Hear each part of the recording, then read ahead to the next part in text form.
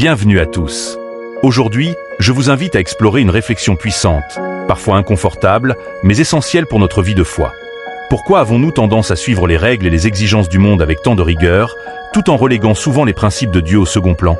Dans le milieu professionnel, par exemple, le retard est sévèrement puni, jusqu'à aller parfois au licenciement. Mais alors, pourquoi arrivons-nous en retard dans la maison de Dieu, sans réelle raison, comme si ce n'était qu'un détail? Pourquoi négligeons-nous des principes pourtant énoncés dans la parole de Dieu? Ce message n'est pas là pour juger, mais pour éclairer et réveiller notre conscience. Parce que, chers amis, chaque parole dans la Bible, chaque précepte a un sens, une importance et une profondeur que nous devons redécouvrir.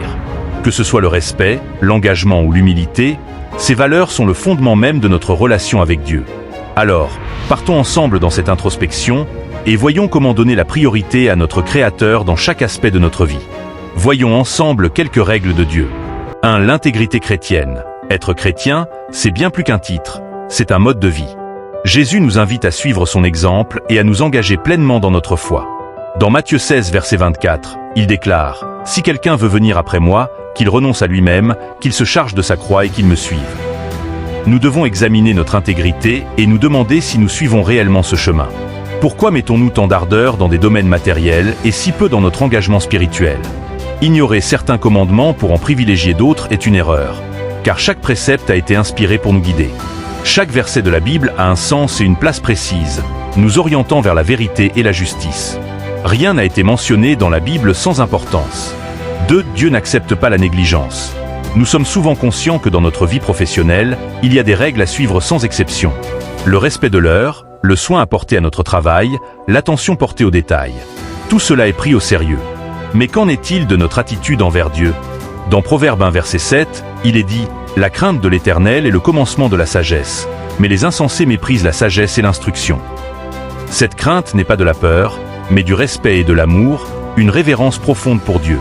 Nous devons comprendre que négliger nos engagements envers Dieu n'est pas sans importance.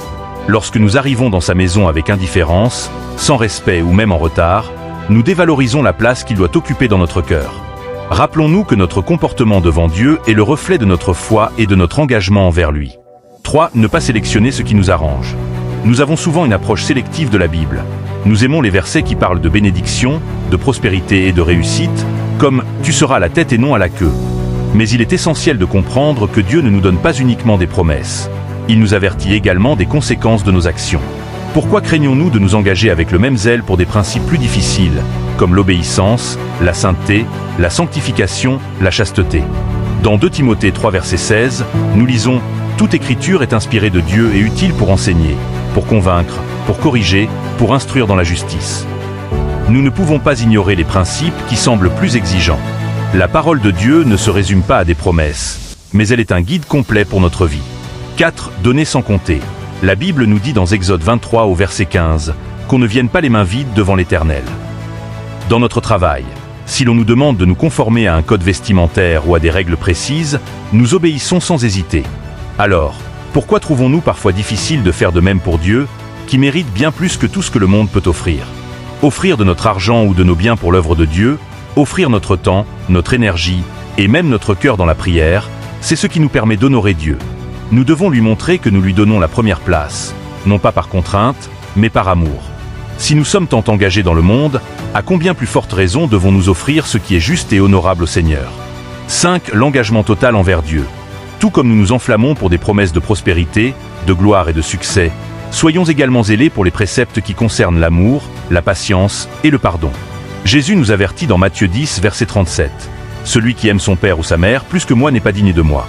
Celui qui aime son fils ou sa fille plus que moi n'est pas digne de moi. » Cet engagement total demande un cœur dévoué, prêt à faire passer Dieu avant toute chose.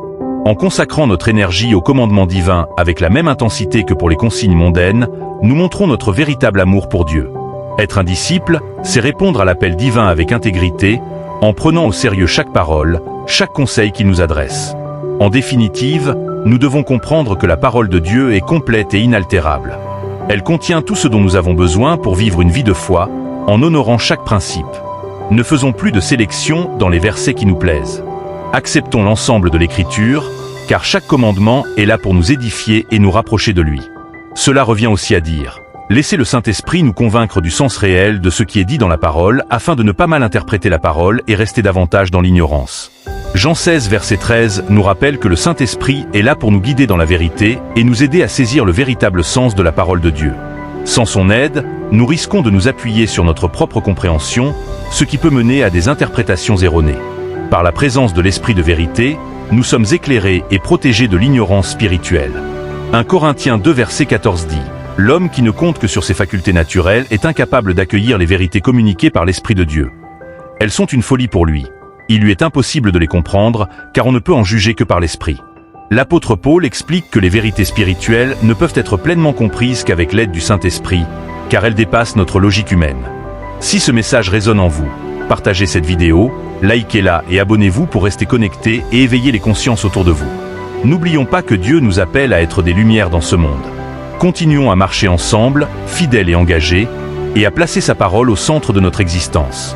À bientôt, que Dieu nous bénisse et nous guide vers une foi authentique et inébranlable.